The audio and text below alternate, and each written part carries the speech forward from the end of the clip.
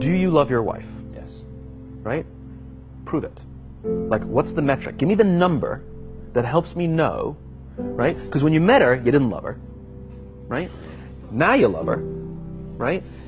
Tell me the day the love happened. It's an impossible question, right? But it's not that it doesn't exist. It's that it's much easier to prove over time, right? So all leadership is the same thing. It's about transitions. So if you were to go to the gym, right? It's like exercise, right? If you go to the gym and you work out and you come back and you look in the mirror, you will see nothing. And if you go to the gym the next day and you come back and you look in the mirror, you will see nothing, right? So clearly there's no results, can't be measured, it must not be effective. So we quit, right? Or if you fundamentally believe that this is the right course of action and you stick with it, like in a relationship, I bought her flowers and I wished her happy birthday, and she doesn't love me. Clearly I'll give up. You know, that's not what happens. If you believe there's something there, you commit yourself to an act of service. You commit yourself to the regime, the exercise. You can screw it up. You can eat chocolate cake one day. You can skip a day or two. You know, it allows for that. But if you stick with it consistently, I'm not exactly sure what day, but I know you'll start getting into shape.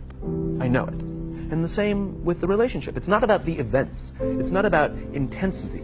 It's about consistency. Right? You go to the dentist twice a year, your teeth will fall out. You have to brush your teeth every day for 2 minutes. What does brushing your teeth twice a day for 2 minutes do? Nothing. Unless you do it every day, twice a day for 2 minutes. Right? It's the consistency. Going to the gym for 9 hours does not get you into shape. Working out every day for 20 minutes gets you into shape. So the problem is we treat leadership with intensity. We have a 2-day offsite, we invite a bunch of speakers, we give everybody a certificate. You're a leader, right? Those things are like going to the dentist. They're very important. They're good for reminding us or getting us back on track, learning new lessons. But it's the daily practice of all the monotonous, little, boring things like brushing your teeth that matter the most.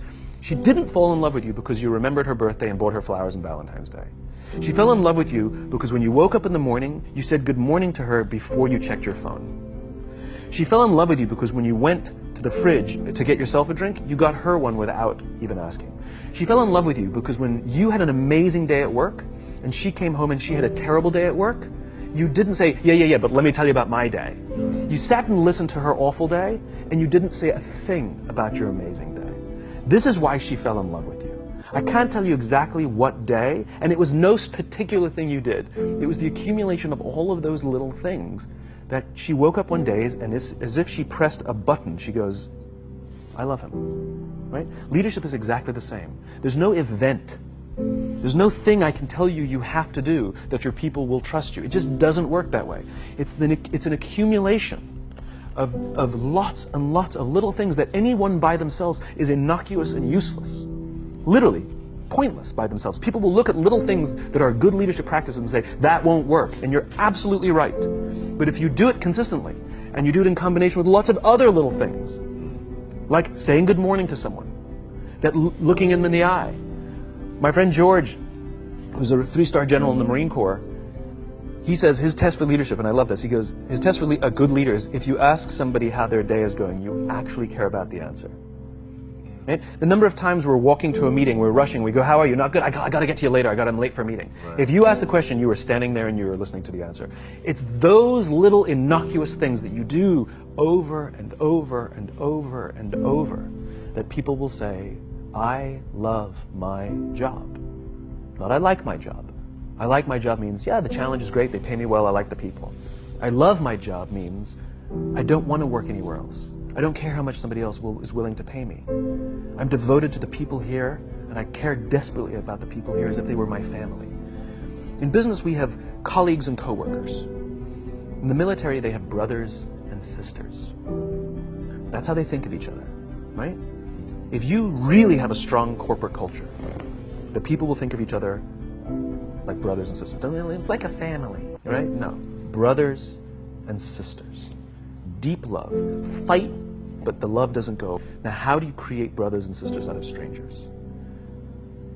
Common beliefs, common values, you know?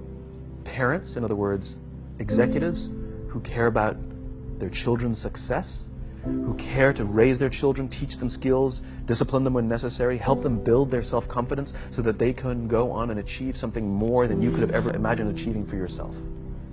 That's leadership, an absolute love and devotion for the people who've committed their lives to this enterprise.